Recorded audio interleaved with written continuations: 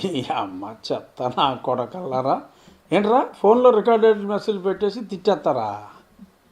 ఏం సాధిస్తారా మీరు ఈ తిట్టి? ఇటువంటి దరిద్రులను పోషిస్తున్న ఈ దరిద్రపు నాయకుల్ని తడి చెప్పు నానబెట్టి కొట్టేస్తారు నా కొడకల్లారా. ఎప్పుడూ నేను ఇలాంటి మాటలు మాట్లాడాల టీవీలో ఇంత దారుణంగా. కానీ నిన్నటి నుంచి అయినా సరే నేను శ్రద్ధగా వింటున్నా. ప్రతి లంజా కొడుకు ఫోను ఎత్తింటున్నా. ఒళ్ళు మళ్ళీ చెప్తున్నాను నా కొడకల్లారా మీకు. 50 ఏళ్ళు వచ్చిన మీసాలు రాని వాళ్ళతో చెప్తున్నా. ఒరిజినల్ మీసాలు నాకు కొడకల్లారా ఇక్కడ. చిచ్చి, మీకు ఎన్ని ఛాలెంజ్లు చేసినా వేస్ట్.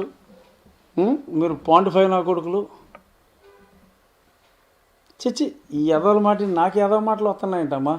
కంట్రోల్ ఇది ఇంటి రామారావులాగా కంట్రోల్.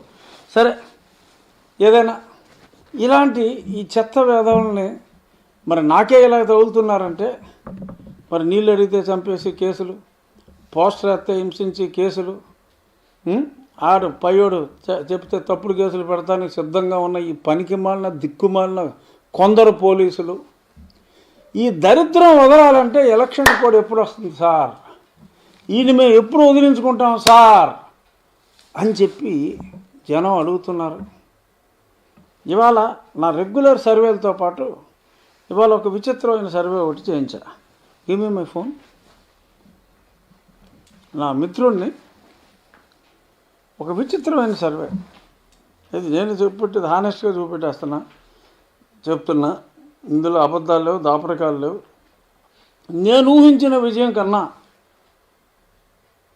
అతి పెద్ద విజయం అంటే ప్రస్తుతానికి నా పార్లమెంట్ వరకు నేను చెప్తా.